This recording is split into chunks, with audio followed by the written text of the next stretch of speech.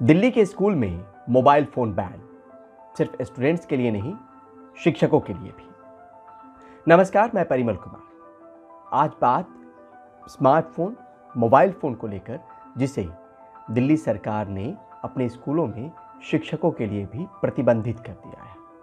यानी शिक्षक भी इसका इस्तेमाल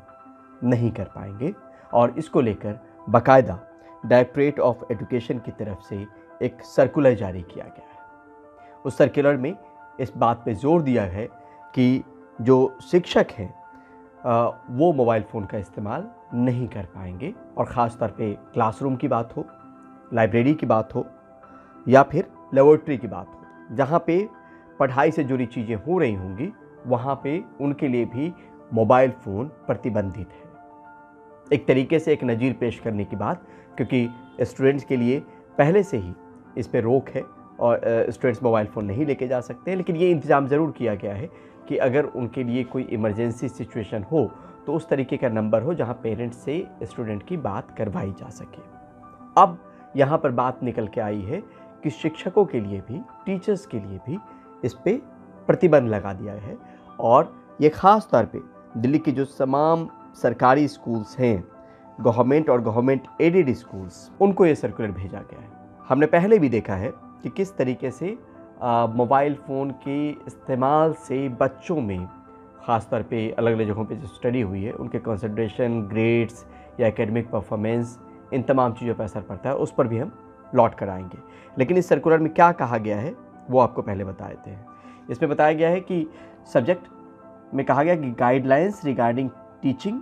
लर्निंग एक्टिविटीज़ इन स्कूल्स, और जो अहम बिंदु है जिस पे आज हम चर्चा कर रहे हैं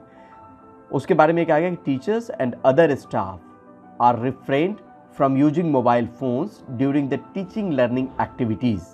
that is in classroom, laboratories and library etcetera, including arrangement periods. तो चीज़ें साफ हो गई होंगी कि शिक्षक हों या दूसरे स्टाफ हों, इस टीचिंग लर्निंग एक्टिविटी के दौरान मोबाइल फ़ोन का इस्तेमाल नहीं कर पाएंगे। अब आपको बताते हैं कि किस तरीके से इसको लेकर लंबे समय से बहस चल रही है और उस बहस में बहुत सारे देश शामिल हुए जिन्होंने अपने स्कूल्स में मोबाइल फ़ोन पे बैन लगा दिया, प्रतिबंध लगा दिया। इसमें यूनेस्को ने पहले कहा था कि एक ब्लैंकेट बैन होना चाहिए, यूनिवर्सल बैन होना चाहिए, तमाम स्कूल में मोबाइल फ़ोन पे प्रतिबंध होना चाहिए, मोबाइल फ़ोन का इस्तेमाल नहीं होना चाहिए, जिसे हम स्मार्टफोन भी कहते हैं। और अभी का जो फ़िलहाल आंकड़ा है यूनेस्को का, उसके मुताबिक 4 में से 1 देश को ही इसमें कामयाबी मिली है जब उन्होंने स्कूल में मोबाइल फ़ोन को बैन किया है। इसमें कुछ एक देश जो है जिनको आपके सामने बताएं, यूनाइटेड किंगडम है, इंग्लैंड, इटली है,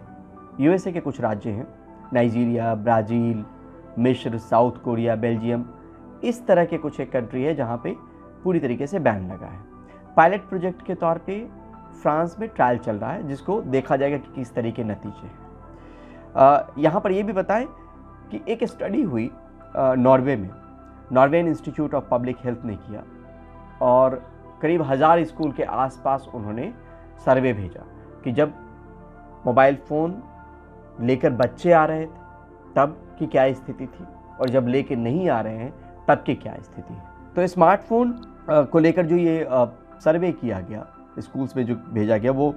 1187 स्कूल्स को सर्वे भेजा गया, जिसपे 529 स्कूल की तरफ से जवाब मिले नॉर्वे में। ये बहुत अहम हो जाता है ये समझना कि जब बच्चे स्मार्टफोन लेकर आ रहे थे तो क्या दिक्कत थी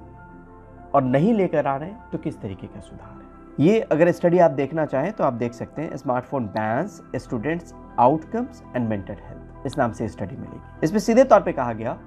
कि जब बच्चे मोबाइल फ़ोन लेकर नहीं आ रहे हैं तो उनके साइकोलॉजिकल सिम्टम में कमी आई है। यानी वो जो साइकोलॉजिकल बीमार पड़ रहे थे,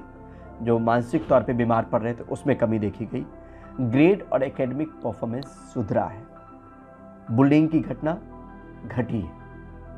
तो ये तमाम चीज़ें तब देखा गया जब मोबाइल फ़ोन लेकर आ रहे थे, जब नहीं लेकर आ रहे हैं। जब नहीं लेकर आ रहे हैं तो ये सुधार देखा गया, एकेडमिक परफॉर्मेंस से लेके आपको साइकोलॉजिकल जो सिम्टम्स थे उसमें कमी देखी गई, बुलिंग में कमी देखी गई। यही नहीं, जब लेकर आ भी रहे थे और अगर मोबाइल साइलेंट पर भी होता था तब भी इस तरह की समस्या थी, वो कॉन्सेंट्रेट नहीं कर पाते थे। तो एक तरीके से ये जो डायरेक्टरेट ऑफ एजुकेशन जो दिल्ली सरकार के अंदर आता है, अगर उसने ये फ़ैसला लिया है तो अपने आप में सराहनीय फ़ैसला है, क्योंकि हम कोई नज़ीर पेश कर पाएंगे बच्चों के सामने में कि उनके लिए जो चीज़ प्रतिबंधित है उस कैंपस में पढ़ाई के दौरान, वो उनके टीचर और अदर दूसरे स्टाफ पर भी लागू होता है, ताकि वो समझ पाए कि प्रतिबंध सिर्फ उनके लिए नहीं है, वो उनके पढ़ाने वालों के लिए भी, मतलब जो शिक्षक हैं उनके लिए भी है। और